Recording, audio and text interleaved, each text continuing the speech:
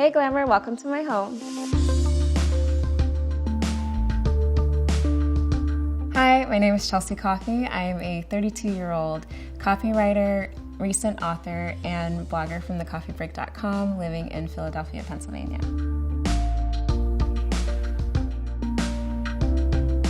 I make $50,000 a year. I have $12K in loans and $10K in savings.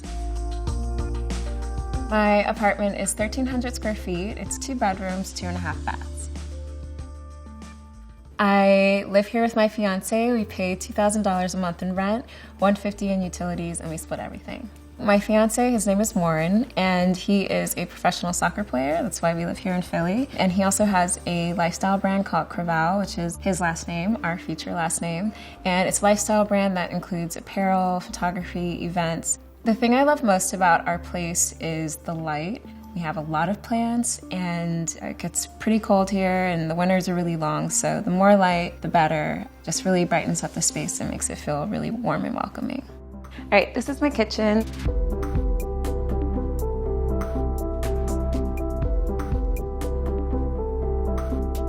My fiance is a photographer, so a lot of the imagery that we have in the house is stuff that he shot or things that I painted myself. I think one of the biggest things about creating a space and wanting to design it is wanting to do it affordably. So if you feel like you're talented enough, go for it, put your own stuff up. These are from this really great vintage store here in Philly called Jinx. A lot of our stuff in the apartment actually is from there. We try to support local businesses whenever we can. Disclaimer, the light bulbs are from Target though. Here we have our spices. When I moved up here, Warren kept them up high, so it just naturally got put there, even though I can't reach like half the stuff. We keep sugar in this whiskey bottle. I know it's kind of corny, but I thought the bottle was really pretty, so I said I don't want to get rid of it, let's keep it. This one is our liquor cabinet. Warren wanted to have like a proper bar, and I was like, this is not a bachelor pad, we're gonna put them up in a cabinet.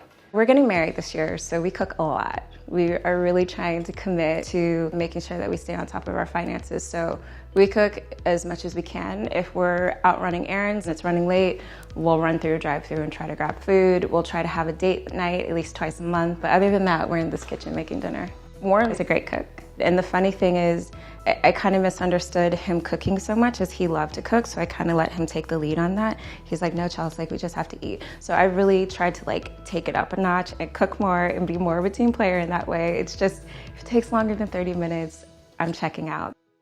I've always heard that weddings can be really expensive, but I feel like there's just no way to know how expensive they actually are without planning one yourself. Warren and I aren't flashy. There's nothing cute to us about being like, oh my gosh, we actually went $20,000 over budget. Like, that's really not the goal for us because we have businesses and we work for ourselves. It's really important to make sure that we're using the money how we want to. It definitely has been a big change in terms of lifestyle. Like, a lot of the things that we would have wanted to do that we wouldn't have had to think so much about, we have to be really conservative about now. This is our living room. We have a few different things that we've set up here in the space. A few of them are especially sentimental for me. Here I have a fertility doll. I actually stole it from my mom's house. She has them all over the place and I've always liked them so much. So I was like, she won't notice if one is missing. This thinking guy is just a reminder to stay locked in, stay focused, stay on task. I think it's something that I have to work really hard at because there's so many distractions and so many things pulling me in different directions. He's my reminder to stick with it. And then here, this is like one of my favorite things in the house. There are these little photo books that I made for Warren and I's like 1-year anniversary. So it was just kind of a way to commemorate our time together and highlight the special year that we had. Here we have the household Nintendo, which I say that like in a tongue-in-cheek kind of way because I do not play video games, but on the rare occasion that there's a group of friends over, I'll know that they're playing because the whole house is like erupting in a roar of like fighting and yelling. Here we have Warren's, I call it like his trophy soccer ball collection. Each ball has a significant reason for being here, and I wish I could tell you exactly what those reasons were, but you know, sometimes you just walk in and say, hey, if you want the balls out, we can put the balls out. I'm not sure why this one is deflated, but I do think that it's really cool that he's found ways in kind of a subtle way to add, you know, part of a really big part of his life into our design. And then here we have a palea plant, which was like one of my coveted plants. Like I wanted one for so long, and then Trader Joe's started selling them for like $8. If you guys notice, there are a million different pots in here. We definitely tried to find ways to mix it up. Something that I started to run into is I looked around and I felt like all I saw was terracotta. So I went from painting the pots myself to finding cool ones. Now, the one in the corner, the yellow one, is actually something that we've had for a long time. And yellow is like kind of a subtle theme throughout our house. So we find different ways just to kind of break up winter. When it's like gray and dark in here, it's a little too much for me. So yellow is like a bright, sunny, happy color. So that's really helped a lot. This coffee table is something that Warren has had forever. I don't know how many dinners sitting here at this coffee table watching TV. I know, don't judge us. A typical Friday night for us is normally one of two things. We're either making dinner at home, we most likely will have some show on, or even we're house hunting right now. So it's not fun, but a lot of our nights have turned into meetings or work sessions, just trying to see if we can find a house that we like, if the numbers make sense. If we had a living room, this little nook right here would probably be it. I've lived here in this apartment in Philly for the last year and 3 months. Before that, I was living in Bed-Stuy, Brooklyn. My apartment in Bed-Stuy was like a room at the front, a room at the back, and then there's this long, narrow space in the middle, and it was like, what are we gonna do with this space? How are we gonna make it interesting? Warren came across this piece of wood, and he got it, and he's like, Chelsea, I'm thinking about making it a shelf, and I was like, really? He and his grandpa actually like came over to my apartment. They had a heck of a time trying to get it into that brick wall, but it's just such a great memory for me. So I would love to always have this in our spaces wherever we end up. The chair is another purchase from Jinx. This pillow is from Target. My favorite design moments are the ones that happen by accident. We were setting up the space, and I think it was the first time we had to water plants. And I remember Warren, like, he put just like a random nail, and I stepped back and I was like, babe. And I was really pumped. I was like, let's do it straight through. So we ended up having this one, we put up that one, we put up that one. This has been a great way to kind of create like a watered down urban jungle in our house. The hanging planters that we have here are macrame, and I made those myself. I think ivies are just really easy to take care of. Another good thing about this is it's not always the easiest to get to them, to water them. I obviously have to use a ladder. So I love that they are pretty hardy, and they will do okay if you skip them every now and then for watering. We get asked a lot how long it takes to water our plants. This might be surprising, but it only takes about an hour to hour and a half, and it kind of depends on the time of year. So in the summer, we're watering plants all the time, and in the wintertime, it's once a week. This is our office space. I spend most of my time in the apartment at my desk. I work from home, and when Warren's not training, he's working from home too. I intentionally wanted to create a space where I could work that felt like a proper workspace. This wall was gray when we moved in, and we decided to keep it. It's a great way to kind of signify that this is a different space from the rest of the house. This space he put together on his own, and my space I put together on my own as well. It's cool because we've been able to keep our personalities, but in a way that feels congruent. The picture at the bottom was a picture that my mom had in our kitchen. Warren and I are both entrepreneurs, and I always pretend that like they have their little business going. In my mind, that's me and Warren. Like, we both have our own thing, but we're working together and we're making it happen.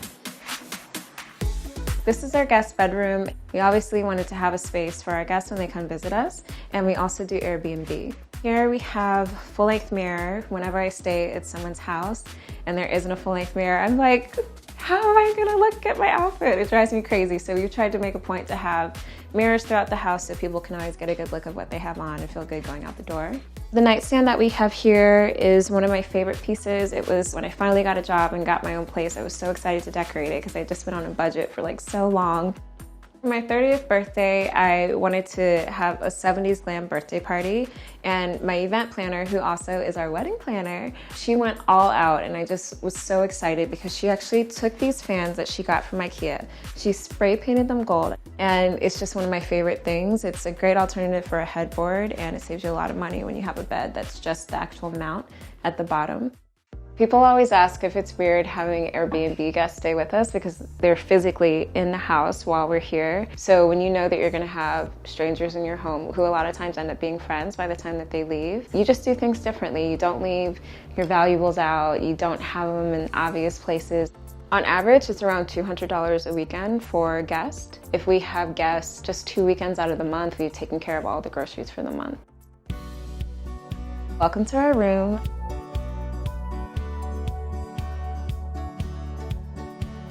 Here we have our bed. We originally had a black bed, and then we wanted to bring in something that was a little softer in terms of color, so we went for some natural wood bed from IKEA.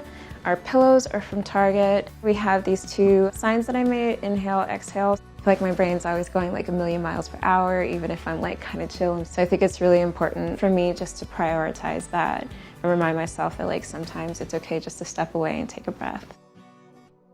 Here we have our photo gallery wall, and it was really important to us to create a space that felt personal but still kind of brought in elements of photography and art. Here we have our backup desk space. Warren really wanted a go-to just in case we had like guests over or we needed to make an important call. Before we had like a clothing rack here that I really loved here, and I was like, I want it to still be there. And he's like, Chelsea, you need another space. So gave in my camera, one of Warren's cameras, and this is actually my book. So I spent a year writing it. It's a book of affirmations. It's called Speak Those Things, 52 Affirmations to Build a Life You Love. If I had known that it can be that easy to publish a book, like I would have done it a long time ago. I think I was just intimidated a little bit by the process. This is kind of our knick-knack table. The Etch-a-Sketch, I'm just a sucker for anything small. When I saw this Etch-a-Sketch, I was like, oh my gosh, do they even make them that size? And it was just like something I couldn't pass on, so I thought that was so cute. And then we have giant playing cards, which ironically we've never used. It's just they had cactus on it, and I thought that was so cute. So I grabbed it. This is one of my favorite vintage pieces. It's from a Houston-based vintage shop called Top Vintage. They have an amazing selection, and they donated a lot of stuff on more than one occasion to my nonprofit Mia's Closet. Shout out to them for not only being good people, but having great prices. I've had a lot of different seasons financially. So there have been times where I've had a lot of money in the bank. There's been times where I felt like I had no money in the bank. There have been times where I felt really secure and really steady. Right now, I call it rebuilding. I'm not a financial advisor, but if there is one recommendation that I would make for somebody who has credit card debt, it's to consider getting a loan. About 6 months ago, I reached out to a credit union and I said, I have these credit cards, like, I want to get them all on one payment, and I want to have one interest rate, one fee. Like, I need a fresh start with this. And it literally has like radically changed like my financial experience. All right, Glamour, thank you so much for being here. It was great to have you guys, but unfortunately it's time to say goodbye. Hope to see you next time. Take care. And what would next time be, you know? The next time you guys come back? Next time you're